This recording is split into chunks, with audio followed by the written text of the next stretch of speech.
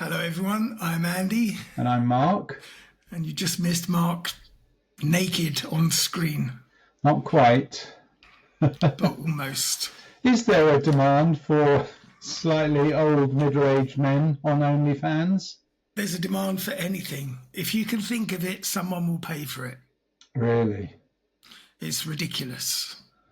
Well, I mean, there was, the singer, Lily Allen, Keith Allen's daughter, the comedian.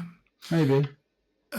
She inadvertently posted pictures of her feet, and it took off to such an extent that she started an OnlyFans page for just her feet with various different coloured painted toenails and different shoes, and she makes more money off pictures of her feet than she ever made in the music industry.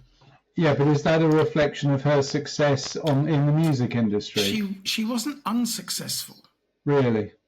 Well, which bit of you would you say is the most marketable? I mean, where do you start? The lot. I could make a fortune just doing bits. Andy's bits. Oh dear! What's the website called? Is it literally called onlyfans.com? Yeah. I might have to check it out. Yeah, like you're not a member of several dozen young girls' fan base. What do? Do you have to pay per view, or do you become a member of their club or something? You follow them, and then I think you subscribe on a monthly basis. All right. Any amount that you so desire. Generally, there's a minimum, usually $1 or $5. All right. But people can. It's a bit like Patreon. They can pay what they want. All right. Talking of Patreon, yes. It would be nice if we could get some more people joining our Patreon. Yes. We were talking about it, me and Richard, and we realised that we've been going well over a year now. With the murdery bits as well. Yeah. So there's like at least 50 full episodes, and probably 60. All right, good. Well, I'm interested to see whether your efforts for the last two episodes, the Fabian story, generates more listenership, because that I would say I would actually put that into the quality content pigeonhole. Oh, well, you're going to be impressed today. Yeah, we're back to pyramid sports stores in Las Vegas, are we? I think that might have been the low point. There are so many to choose from, I don't know, but... Oh, dear. No, but it's been a bit of a crazy week. It's a bit depressing here, actually, at the moment. I don't know, November is definitely the worst month in Sweden, that's for sure. I don't know what other people have it in other countries, but November in Sweden is dark. It's wet, actually. It's not very cold. But we actually got snow. Oh, did you? Oh, really? Okay, good. Yeah, not very much, just a light dusting, but it's still there. It was started yesterday, and it's still there today. All right. Well, maybe it's time to switch to winter tyres. I don't have that problem at the moment. So. No, you don't, actually. It's a bit of a luxury for you. Unfortunately, I do. And because I've got my car lift in the garage, everybody comes over with their cars to have the bloody tyres changed. Well, that's your fault. You're right. It is my fault. Because you were so proud of it when you got it. You invited them, you see. And once you've invited someone, that's it. That's open. Yeah. No, you're right. But no, it's sort of heading in that direction. But I think it's always the same. And of course, people start taking vitamin D supplements, I think, in November, just to make up for the lack of sunshine that they've been benefiting from for the whole of the summer. Well, I think we had enough sunshine this summer that you don't have to worry about it this year. Well, you're right, but I think it's certainly, I think a lot of Swedish people take vitamin D quite sensibly. I've actually started, it's ridiculous, I never take supplements, but I've started taking magnesium, trying to have Why? sleep. Because magnesium helps in all sorts of ways, but one of the ways it helps you sleep better. But supplements in the tablet form or whatever, they're pretty much proven to be worthless. They don't. The body doesn't absorb them the way it absorbs naturally. Absolutely. No, you're right. And if you can modify your diet to boost certain things that contain that, absolutely, that's definitely better. That's why, I've always had a reasonably healthy diet, so I've never felt the need. But I just thought I'd try it. So I've been on these magnesium pills for a week now. And I don't know if you've noticed anything. Not really, but I think it takes a couple of weeks to kick in. So we'll see. Just still wake up with a soft on. Yeah, semi-soft these days. No, but I agree with you. But it's such a massive industry. It's just crazy, these supplement businesses. We've talked about it before. Yeah. But it is a massive business. I'm on a bit of a fitness kick at the moment. So all I get is adverts on Facebook and YouTube for creatine. That's what everybody is on these days. Sort of bodybuilder stuff. I've got no interest. The stuff that was probably illegal in the 70s and 80s. Well, it's not a steroid, actually. Actually, having done a little bit of research, because everybody was on talking about this stuff. Funnily enough, it's actually been proven quite effective for brain function. So I'm not interested no, but I mean, I honestly can't see any difference. What you've been on it? No, I'm talking about with you. Oh, I see. No, I haven't started. But I think, we're both getting to the sort of age where I think it's a matter of trying your best to maintain your cognitive function, because I don't know. I'm quite once looking it's gone forward. down. I'm quite looking forward to being a doddery idiot. Yes. Well, what do you mean? Look, you are a doddery idiot. No, but it's something to bear in mind. I mean, luckily, both my parents, I don't know what yours were like, but Dad didn't really get dementia until he was into his 90s. Well, it was only the last couple of years that he was really bad, and he died at 95, 96. My dad died when he was my age. Did he? Yeah. Have we talked about this before? Probably. He had a car accident. A car accident, that's right. No. We have talked about it left him quite traumatised. Yeah. And then my mum, she died, I think she was 74. All right. Okay, so that's quite different. I mean, that's literally 20 or 30 years before my parents, because Mum died when she was 92 and Dad was 95, 96. Yeah, but that's the wealth gap, you see. Joking apart, there is definitely evidence. In fact, it's quite shocking. One's life expectancy, if you live in the wrong area of London, is like 10 or 15 years shorter than if you live in more affluent areas of London. And that's just London. And then you've got the north-south gap. And if you live in certain areas of London, life expectancy is around about 10 minutes. Yes. Well, it's not quite that bad. But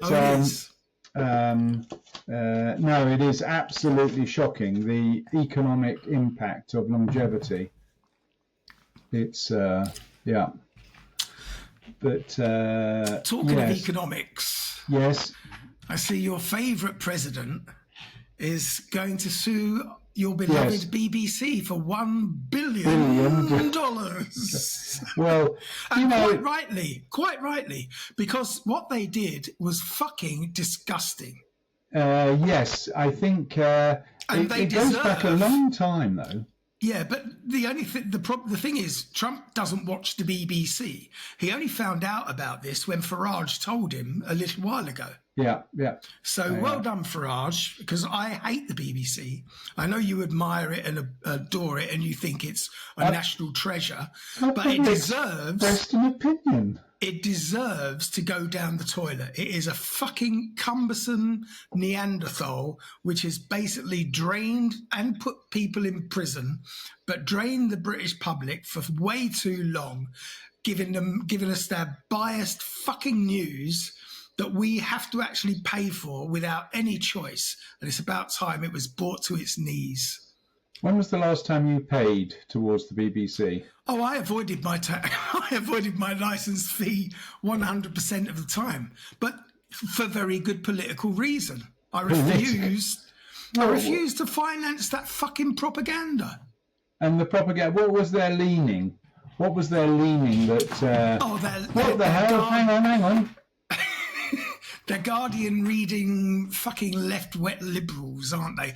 With a big woke agenda. They fucking hate anyone who tells the truth. You assimilate woke with not telling the truth. Yeah, because it's basically the whole woke thing is based on lies. Well, what do you mean? The whole woke thing is a fabrication of the right-wing media. So what are you talking about? No, not necessarily.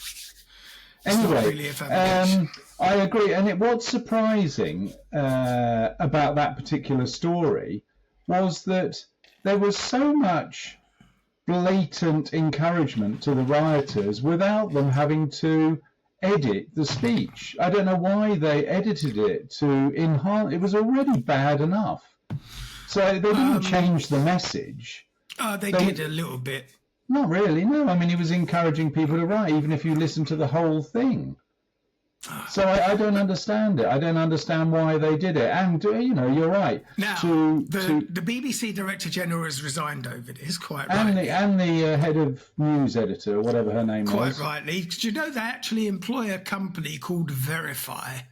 No. They created. They created their own company called Verify, which is purpose is to make sure that everything that goes out is correct, and they verify the facts. Yes. They pay something like $100,000 a month. It costs to run this Verify.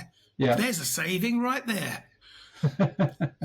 There's a few pensioners can have their fucking free license back. All right, so let's accept that the BBC is not perfect. Completely agree. Not. This is just the latest in a long line of BBCs. So what about SVT, the Swedish national news? The same. Anything that is forced upon you financially is wrong. So it's a state propaganda machine in the first place anyway. Why are we paying to have propaganda pumped in our faces? Well, that's a contradiction in terms. It contradicts exactly what you said only 5 minutes ago. If the BBC is a left-leaning, woke, whatever, what have they been doing when the government has been a Tory government for the last 15 years? You would have thought that they would be a propaganda for the right, not the left.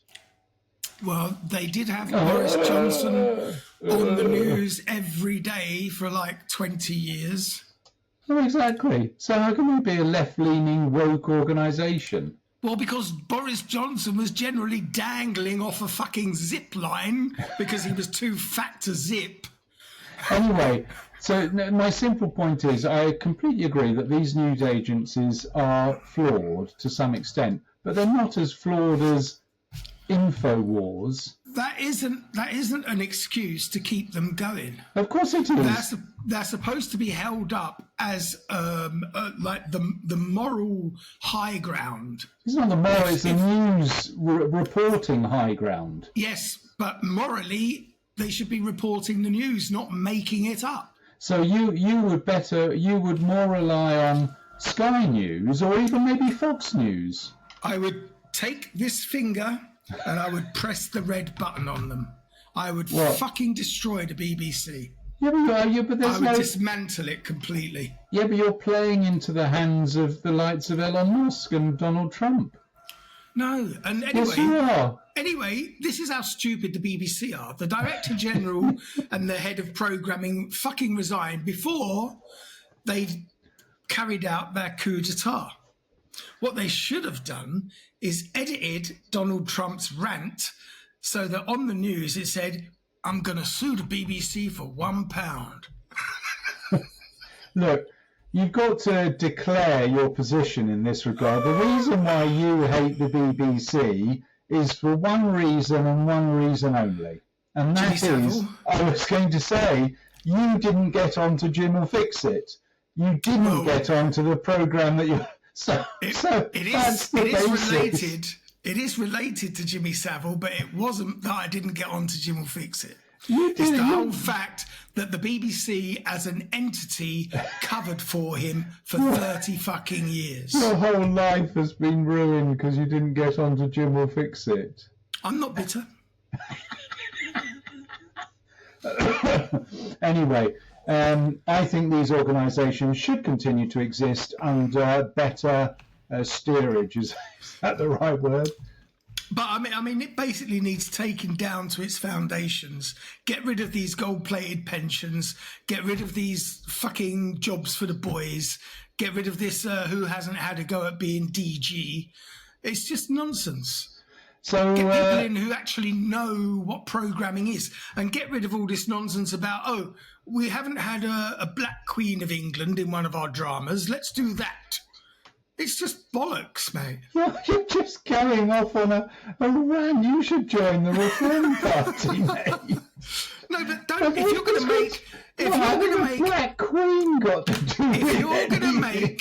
if you're going to make a historical drama and expect me to watch it, be fucking accurate.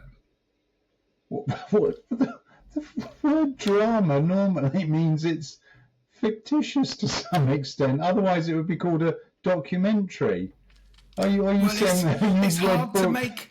It's hard to make a documentary about Anne Boleyn because she ain't here, and there wasn't much in the way of photographs and social media posts that we could get a good picture of her. I hope Rupert Murdoch isn't listening to this. It would be a joy to his ears if he heard you ranting about. I mean, it's funny. I hope he is listening because he might sponsor us. We could become the podcast version of Fox News. Here's a question. I can be bought. Here's a question for you. Who is Rupert Murdoch married to at the moment? He was married to that Texas chick that Mick Jagger used to be married to, Jerry Hall. I think he might still be married to her. No. They split. Oh, did they? Yeah, I think she took like $100 billion and left. Well, what do you mean? I'm sure Jerry Hall is wealthy in her own right. She doesn't need any money from Rupert Murdoch. Not as wealthy as an international media magnate. Well, we've touched on it before. I don't know if he's even in charge anymore, isn't it? Isn't it Auckland or whatever is the son's name? I certainly hope he's not in charge. He's about 98. I don't know why he doesn't do the decent thing and slip off the back of his yacht like the other fella. That was Robert Maxwell. Yeah, Maxwell. He was the one that slipped off the back of his yacht. Allegedly. He's actually having a party up in fucking Argentina with Adolf and the rest of the boys. Now, talking about left-leaning woke, not that woke has anything to do with it, but of course the new mayor in New York. Oh, they are in for a fucking treat. Honestly, there is evidence of the guy actually showing support for Lee Rigby's killers. Lee Rigby? This British soldier who was killed by the two guys and almost beheaded in the streets of Colchester many years ago. Right. He was an off-duty soldier who was murdered. No, I remember Lee Rigby now. But what's that connection? What's that got to do with the American mayor of New York? Well, he said that Lee Rigby was a genuine target because he was a soldier. Oh, I see. And when was that? Recently? No, it was at the time.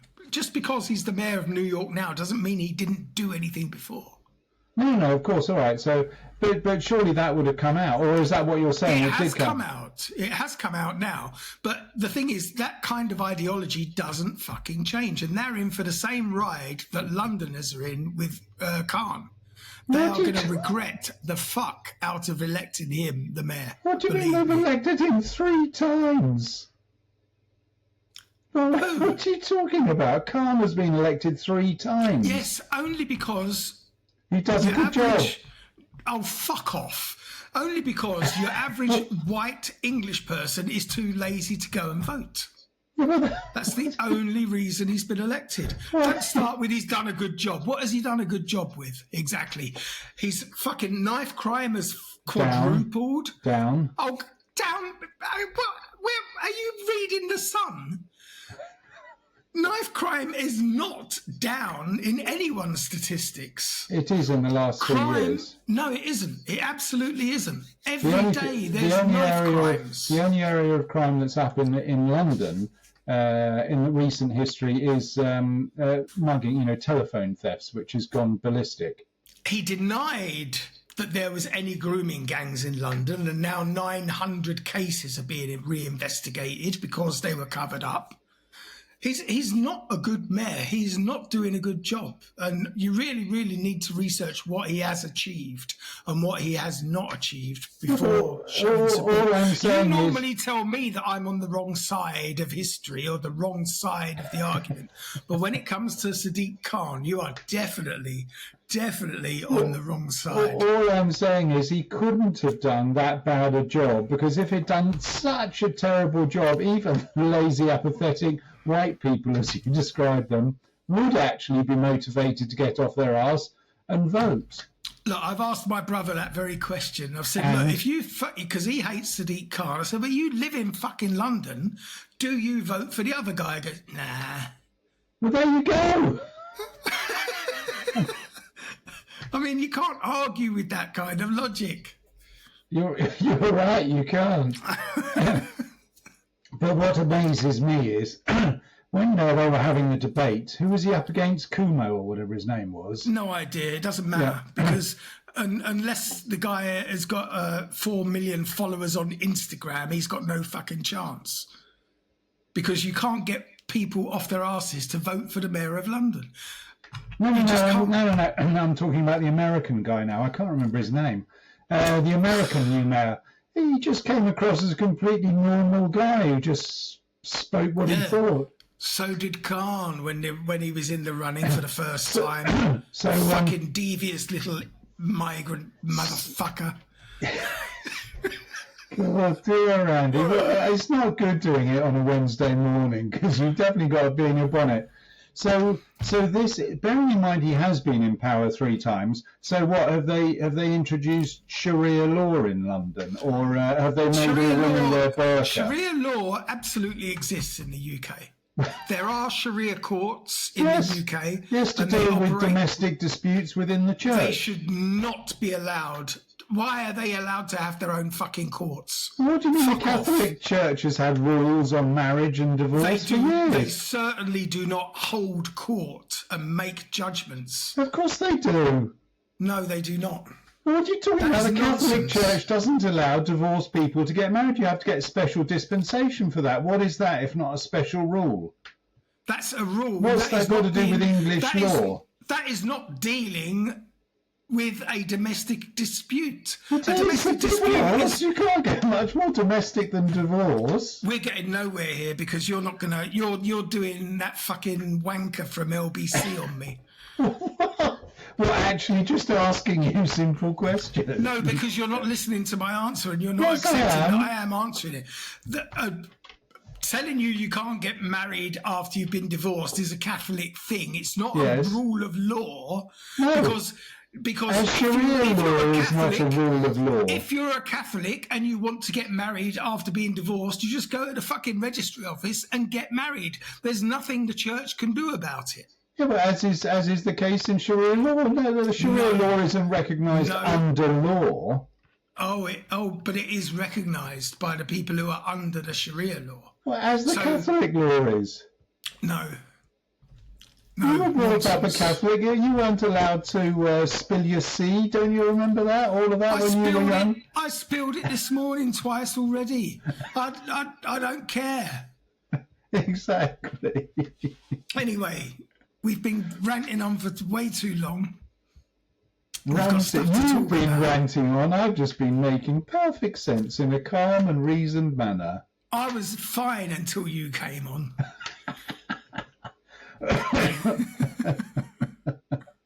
Look, the problem today is, what on earth are you going to do to follow up from the Fabian Society? Even your Facebook promotion made, it was eloquent. It was actually words that made sense of more than 3 syllables. It was based on truth.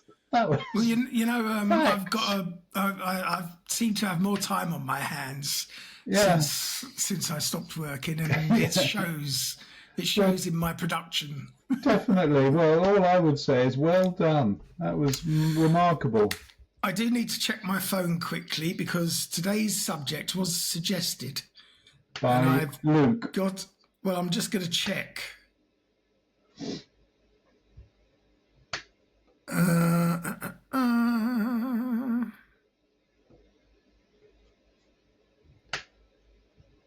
Yes. Come on, don't pretend you've got that many messages or emails that you've got to actually look through a list. Surely. No, I think it might have been not Luke, but the other fella. Kevin. No, Isle of Wight fella. I always get them mixed up, Luke, and oh God, he's going to send me a really angry letter. Yeah, he made the effort of contacting you, coming up with suggestions for subjects. I can't remember. Be bothered to remember his name. I can't remember which platform he messages me on. This is the problem. Oh, it's Rick. Rick. All right. He actually went to a Metallica concert a couple of days ago. Are they still in business, Metallica? I thought didn't the lead singer pop his clogs? No, obviously not. No. Yeah, Rick is our Australian fella. Okay, yeah. Sorry, Rick. Yeah, he sent me a link to have a look at something that he was kind of fascinated with and never had heard of. I have heard of it. Didn't know if there was anything in there for us, so I checked it out and I decided that we could play with it. So that's what we're going to do. And what are we playing with then? Well, imagine a mountain. Yes, Mount Fuji. Is it real? What? No, that's not where we're going. But it's towering, it's serene, and it's the kind that seems to guard secrets too immense for the human eye. But beneath its surface lies a labyrinth of concrete and steel, a fortress carved into the heart of solid granite, designed to survive near catastrophe forces. So here in Cheyenne Mountain, in Colorado Springs, Colorado, lies one of the most secretive military complexes in the world. Well, it's not that secretive because we're talking about it. Oh, it's pretty secretive. Is this like Area 51? Very much so. It's a place that sparks curiosity, speculation, and sometimes even fear. Oh dear. Some call it the Doomsday Bunker, a command centre that could survive a nuclear war. Others whisper about alien spacecraft hidden in its caverns or secret tunnels, which tunnels connect it to distant cities, part of a global network controlled by a shadowy elite. Pop culture has immortalised it already in movies and television, from war games back in the 80s to Stargate SG-1, and conspiracy forums on the internet are always abuzz with theories about what really happens beneath its granite walls. But how much of what we believe is reality? How much is imagination fed by secrecy? Cold War paranoia also contributes, and the human penchant for mystery. So what's it called? Let's start with the name of this place. Cheyenne Mountain. Oh, I see. That's not the location. It is actually called Cheyenne Mountain, is it? Yes. Is it where Don is going when he presses the red button? That is one of the theories. Does it have a golf course? It will do by the time he gets there. I fucking promise you. And a ballroom.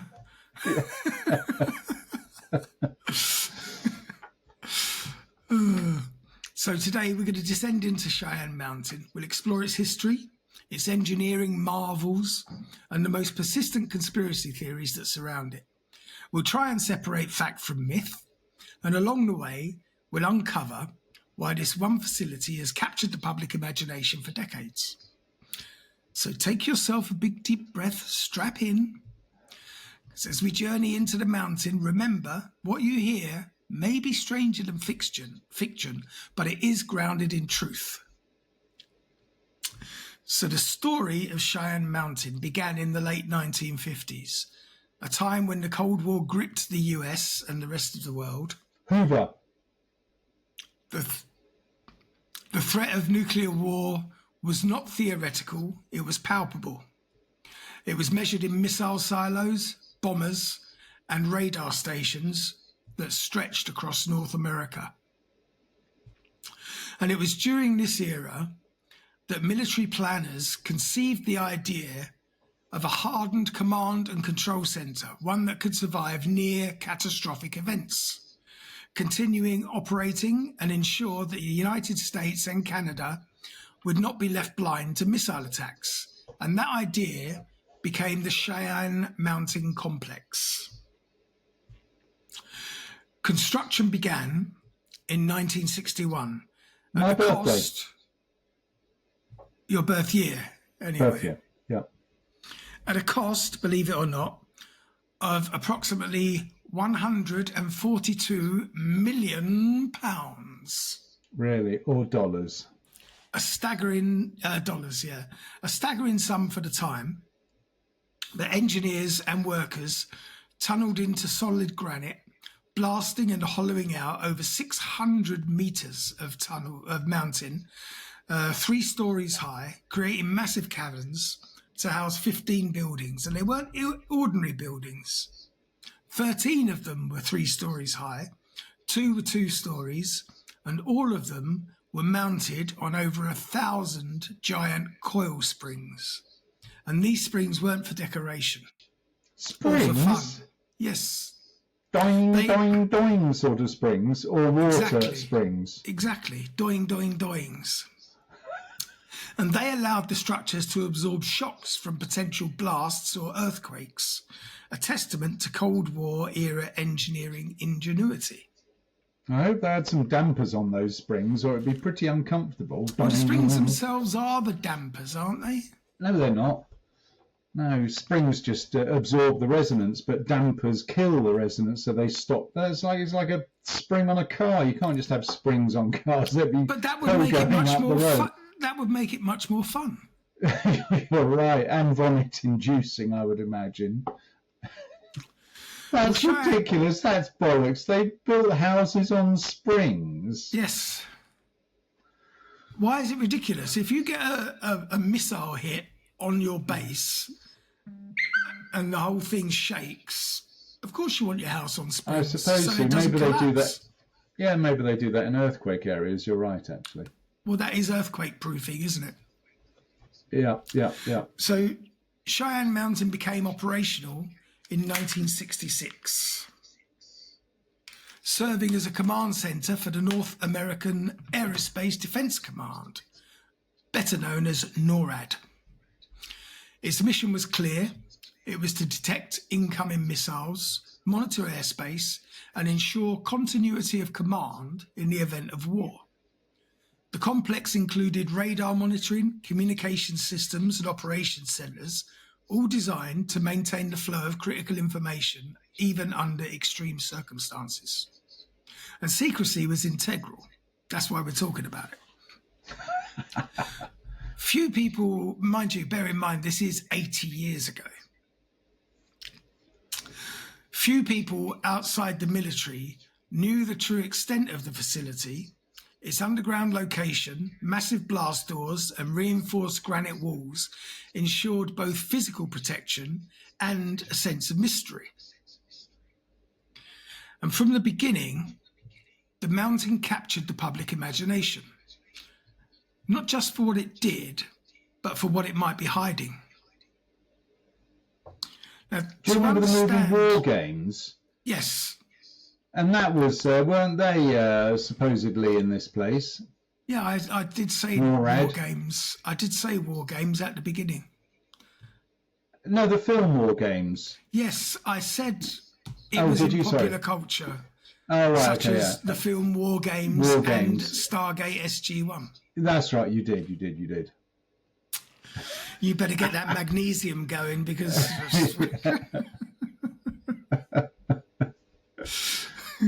So to understand Cheyenne Mountain is to appreciate human ingenuity at the height of the Cold War. The engineers faced a very unique challenge. How do you construct a facility inside a mountain that can survive explosions, earthquakes, and the potential shockwaves of a nuclear blast? And the answer, of course, is meticulous design. The buildings inside the mountain were mounted on massive coil springs. So picture a building suspended in a giant mechanical cradle, free to sway slightly with tremors, absorbing shocks that would crumble ordinary structures. Every inch of the facility was fortified, blast doors weighing tens of tons, capable of sealing off sections of the complex in moments. The walls and ceilings are reinforced concrete, anchored into the surrounding granite. But physical protection was only part of the equation. The complex is also self-sufficient. It contains its own power generation facilities, water supplies, filtration systems, and communication networks. In theory, it could operate independently for weeks or even months without any external support. Every system, from air circulation to electricity, was designed with redundancy in mind, ensuring that even under extreme attack, operations could continue uninterrupted. It's no surprise that this engineering marvel became a symbol of resilience and a source of intrigue. A place that could function independently for months deep under a mountain naturally invites questions. What else could it hide? What secrets could it contain beyond missile tracking and defense operations? Maybe that's where they kept Aquaman. They must have filmed that somewhere. That's a strange one to jump to. Why Aquaman? Well, because they kept him in that aquarium in a deep bunker, didn't they? I don't know. I've never seen Aquaman. Haven't you? It's a good movie. Is it? Yeah. Is that Jason Momoa? Yes, it is actually. That's right, with the English actress as well. The sort of quite quirky-looking girl. Talking of English actresses, I spoke about this with Richard, but it's bugged me. I can't remember where I saw the reference to it, but I saw a reference to a film that I enjoyed immensely when it came out in the cinema back in the 70s. Yes. And I thought, oh, you know what? I'm going to download that and watch it again. Yes. I fucking really wish I hadn't. Why, it was terrible, you mean? It was awful. It was Logan's Run. Oh, yes, I remember that. Oh, with Jenny Agutter. Jenny Agutter and Michael York. Yeah. And honestly, I knew almost immediately within the first 3 minutes that I'd made a terrible mistake. Really? But I had to watch it to the end. It was torture. Actually, Everybody speak in BBC English. That's right. That's another reason why you didn't. It was, but you're a Sandman. You kill people. I don't kill people. I kill runners. That's right. Oh, it was fucking dreadful. The acting was so wooden, I thought I was watching a puppet show. I thought Pinocchio could get a job here. It wasn't a film called Aquaman that I was thinking of, and I can't remember. Aquaman is with Amber Heard and Jason Momoa, whatever his name is. Yeah, I said Jason Momoa. You did, but it's not that movie I'm thinking about. Ah. I'll have to check it out. Anyway, carry on. Anyway, we'll carry on with the story because anyway, Yep. just Yeah. don't bother watching Logan's Run again. But I will say it does scream out for a modern remake. Yeah, you're Because right. I think the it's story was great. yeah, it's a bit like watching Star Trek, one of the original Star Trek. You know, But they were the best ever made. oh really? Yeah, it's like the original Batman with Adam West is much better than any Batman film that's ever been made since. Oh, maybe. Now, Cheyenne Mountain. Secrecy is a double-edged sword because while it protects sensitive information, it also breeds endless speculation. So Cheyenne Mountain became emblematic of this paradox. During the height of the Cold War, very few civilians actually had access to the facility. Even military personnel needed special clearance. Can I? Sorry to interrupt. Can I just tell people what that film was I was thinking of? Mm-hmm. The Shape of Water. Oh, that was one of those films that nobody had ever heard of, but won an Oscar because of the actors' strike. No, it was Sally Hawkins. That's the English one. Yeah. Never heard of her. 7.3. Yep. Sorry. There you go, folks. The Shape of Water. Good movie. Carry on. So during the height of the Cold War, as I say, very few civilians had access to Cheyenne Mountain. Photographs were not allowed and they were scarce, and information about daily operations was tightly controlled. The mountain itself, rising quietly above Colorado Springs, offered no visual hints of the extraordinary facility and activities beneath its surface. This secrecy, combined with the fear of nuclear annihilation, created fertile ground for rumours. If the public... Oh, get off. Oh, fucking hell. Hang on, he's just scrolled down about 1 million miles.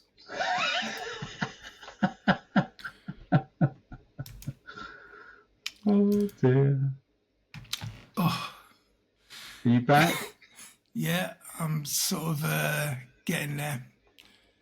Yeah, if the public knew only that there was a vast secure facility under a mountain, imagination naturally filled the gaps. It's not difficult to see how stories of hidden labs, secret weapons, or even alien artifacts could take root. The unknown is always far more compelling than the known. Perhaps the most famous conspiracy theory associated with Cheyenne Mountain involves aliens.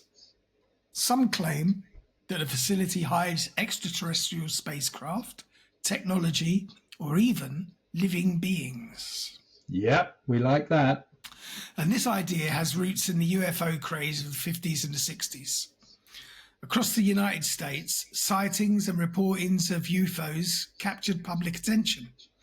In this context, Cheyenne Mountain, a secretive facility monitoring aerospace activity, becomes a natural target for such speculation.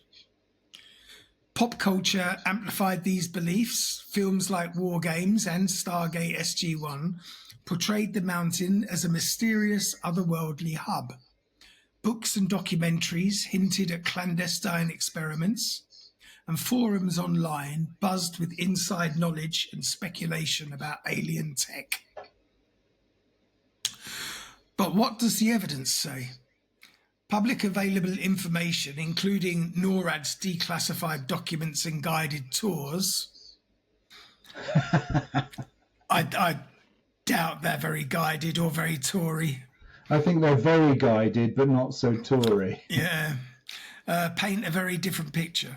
Cheyenne Mountain monitors missile launches, airspace and aerospace objects, not extraterrestrials, according to them. No credible whistleblowers or leaks confirm any alien technology is stored there, but the myth persists, and that's because humans are drawn to mystery. And Cheyenne Mountain secrecy provides fertile soil for the imagination. Its massive doors, underground tunnels, and high-tech monitoring systems are impressive. And when combined with UFO fascination, they become the perfect setup for stories that persist for decades. Another enduring myth casts Cheyenne Mountain as the headquarters of a secret shadow government, a place where elite leaders might survive nuclear war and continue ruling the world from underground. This theory has partial roots in reality. During the Cold War, continuity of government programs were developed to ensure that the leadership could continue functioning in the event of a nuclear strike. Cheyenne Mountain was part of this strategy. Its independent power, water and communication systems made it capable of operating without external support for months at a time. That is a bit of a contradiction, isn't it? Why on earth would you want to protect the very government that failed to protect the people in diplomatic terms and actually ended up in a war situation? They're the sort of people that you would want out. Yeah, but you're under the impression that the government is there to protect you. That's not the case. Funnily enough, I am. That's not the case. In my naive way. Yeah, I thought that's what governments were for. Unfortunately, that's what they should be for, but that's not what they do. Yeah. So the leap from backup command centre to shadow government headquarters is speculative. There is no verified evidence, of course, that Cheyenne Mountain has ever housed secretive global rulers or elite councils controlling world events, because why would they tell you? Well, of course there's an Oval Office in there. I mean, if that's what they've chosen as their place of refuge, then of course there's going to be an Oval Office equivalent in Cheyenne Mountain. What we do know is that the facility was designed to maintain military command and defence operations under extreme conditions. And still, the myth persists. It's easy to imagine a place that could operate independently, shielded by tons of rock, as the perfect environment for secret elites. Pop culture and conspiracy literature have amplified this idea, blending fact with fantasy and leaving the public with a compelling but possibly misleading narrative. Now, the idea of underground tunnels connecting Cheyenne Mountain to distant cities is another popular theory. Mm-hmm. Some claim that the tunnels run under Denver or connect to other government sites, forming an underground network used by elites or the military. And while intriguing, the evidence is pretty scant. What is confirmed is that the mountain definitely contains extensive internal tunnels connecting its various buildings. Maintenance, emergency access and utility tunnels exist, as you would expect in such a facility. But claims of tunnels stretching for miles or connecting to hidden cities are anecdotal, and they're unsupported by credible sources. But the appeal of this particular conspiracy is understandable. People are drawn to the idea of hidden worlds beneath our feet, such as the inner earth. Combine that with Cheyenne Mountain's mystique, and the imagination can fill in the gaps with a grand, improbable network beneath the surface. Now, at what stage shall I tell you I actually lived on top of Cheyenne Mountain? Fuck off. How could you live on top of that place and never have heard of it? I can tell you that I lived on top of, and I mean literally on top of, the English equivalent. Well, that's not Cheyenne Mountain, is it? No, but it's exactly the same thing, literally. The tunnels extended for over a mile in area, a square mile. Was it Box Hill in Kent? No. Why? Box Hill? No, I mean, it's... But the funny thing is that it's not a secret location. Everybody knows where Strike Command is. The extent of the... there were 7 stories underground and 3 stories above ground, and tunnel networks leading under my house where I used to live. But the thing is that there's no conspiracy theories about Strike Command hosting alien spaceships. Why is it only in America that they have a military installation and immediately people think it's housing UFOs or aliens or something? Well, because why doesn't that happen in London? Well, why doesn't Strike Command have alien spaceships there? Why would aliens bother going to London? Well, why would they bother going to Colorado, for Christ's sake? Wide open spaces, home on the range, perhaps, Brokeback Mountain. Perhaps they're into that kind of lifestyle. I think Maybe they want to be cowboys. It's like homo leaning. Well, they do tend to stick things up your bottom. Do you think all aliens have to have two sexes, or do you think most aliens are asexual? Oh, don't start that fucking conversation. We'll get emails from people telling us exactly how many genders there are.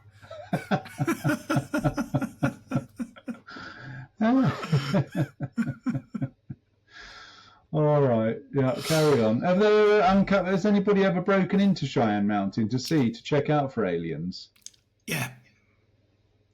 But we never heard from them again. No, I did. I did it once. I'll tell you about it. But, yeah.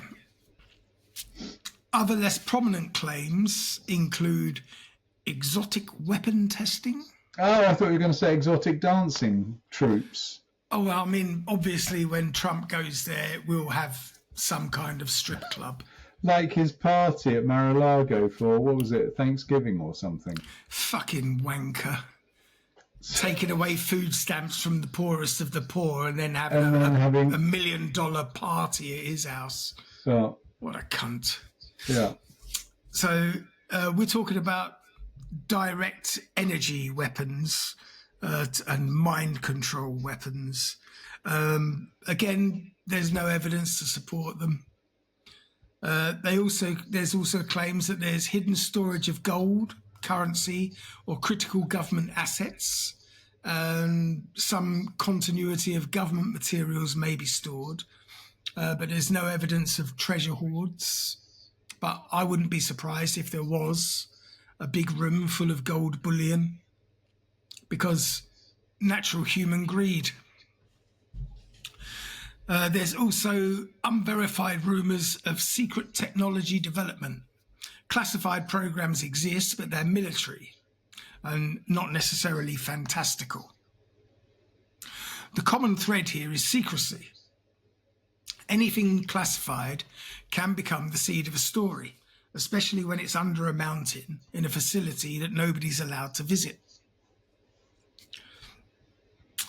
So the reason these conspiracies exist, and there's several of them. First, secrecy breeds speculation. So limited public knowledge invites the imagination to fill in the gaps. Secondly, there's Cold War history, a time of real existential threat and classified operations, which adds a layer of plausibility. And third, you've got pop culture, which reinforces and dramatizes the myths surrounding the mountain. Finally, there's the human psychological component. We're drawn to mysteries, especially ones that combine danger, secrecy, and technological marvels. A hidden fortress under a mountain capable of surviving near-catastrophic events naturally becomes the perfect stage for stories that blur reality and fantasy. So, what is Cheyenne Mountain? It's a marvel of engineering, for sure, a testament to human ingenuity under the pressures of global conflict. It's a highly secure military installation designed to monitor the skies, defend North America, and ensure continuity of operations under extreme circumstances. And yet it's also a canvas for the imagination. Its secretive nature, reinforced doors and deep tunnels invite speculation about aliens, shadow governments, and underground networks. And these myths are understandable, and in many ways they're part of the mountain's cultural legacy. And as we walk away from the mountain now, we see the truth. Cheyenne Mountain is both real and mysterious. The facts are fascinating enough. Advanced engineering, survival systems, and Cold War history, without any of the embellishment of conspiracies. And yet, human curiosity will always seek out the unknown. And perhaps that is the greatest secret of all. Cheyenne Mountain is a place where reality and imagination meet, where human ingenuity and the human penchant for wonder collide beneath tons of granite. And for now, the mountain keeps its secrets, waiting silently under the Colorado sky. No, Andy. What wonderful prose. Brought myself to tears. I think it's the aerials. The aerials will give it away for the enemy. You know we don't use aerials anymore. Not since like the 1990s. Well, how can you track incoming mass missiles without aerials? Where's the aerial on your phone? What? How do you receive a signal on your phone with no aerial? That's a good point. Yes. How do you? Ah. No, you're right. Shut No, your hang on, you got argument down. No. You got fibre. That's no, you're How right. is your phone plugged into the fibre? No, you're right. So what do you mean? The aerial is in the phone, is it these days? The aerial obviously? is built into your metal case surround. Your whole phone is an aerial. All right. So Anyway. they don't have any whopping great big discs on the top, like the old Sky News. Come on. I mean, the thing is, it was built in the 50s and the 60s. And this is the reason why I feel that it cost 147 million, did I say? 146 million in dollars. those days, yeah. They should sell it now as a billionaire's getaway weekend cabin and get their money back. Because, to be honest, it was built nearly 80 years ago. Everything in there is outdated. You can't update the structure once that structure has been built. It's just a one-time thing. Even the springs will start to be wearing out soon, won't they? They'll all crack and fall apart when there's a nuclear attack. So although it's a great idea that place holds any one of those secrets, I think if it definitely was built as a continuation of government or a continuity of government building, they've probably built a new one by now. Yeah, well, they don't have to have it in Cheyenne Mountain, do they, anymore? That's probably... Oh, that's what they're building at the White House. It's not a ballroom It's not a at all. ballroom, is it? It's a ballroom. No. Yeah, exactly. It's a safe room for Donny. Exactly. Here, Donna, why are you going down 7 stories underground in Washington? Yeah, why not stay in the #1 target in the US, the White House, and we'll make you a little safe room here. Oh, dear. All right, Cheyenne Mountain. They should think of a new name. That's a bit weak, isn't it? Cheyenne, all I think of is John Wayne. That's not a bad association, because he was badass, wasn't he, John Wayne? He was a bit badass. You're right. Yeah, he was. Well, you'd have to be if your real name is fucking Marilyn. John Wayne's name was Marilyn? Or Marion. Marion, his name was, yeah. Marion Wayne? Yeah. That's not even a man's name, is it, Marion? Oh, if he was alive today, he'd kick your fucking ass for that. Well, what do you mean? There's men called Elizabeth, isn't there? What? What's the girl's name that can which be... clubs are you hanging out in? What is wrong with you? Hillary, there's a good example of a girl's name that men can have. Fucking Elizabeth. I was out with the boys last night. Elizabeth was wearing this fucking jockstrap, right? Oh dear. Yeah. Anyway, so well done. That is the story of Cheyenne Mountain. Yeah. Thanks, Luke. It wasn't Luke, it was Rick. Rick. God, get me into trouble. So I hope I did it justice for you, Rick. I enjoyed that movie, actually, War Games. Don't watch it again. Don't make the mistake I made with Logan's Run. Well, the thing is, now you've put that in my mind, I'm going to definitely search one of the channels to see if I've got Logan's Run. You could, I mean... Wasn't it worth it just to see Jenny Agutter again? Honestly, I would have to put a gag on her if I was doing her. Because if she... I I'm enjoying myself immensely. This is the best sex I've ever had. She wasn't Queen Elizabeth, for God's sake. I'm arriving.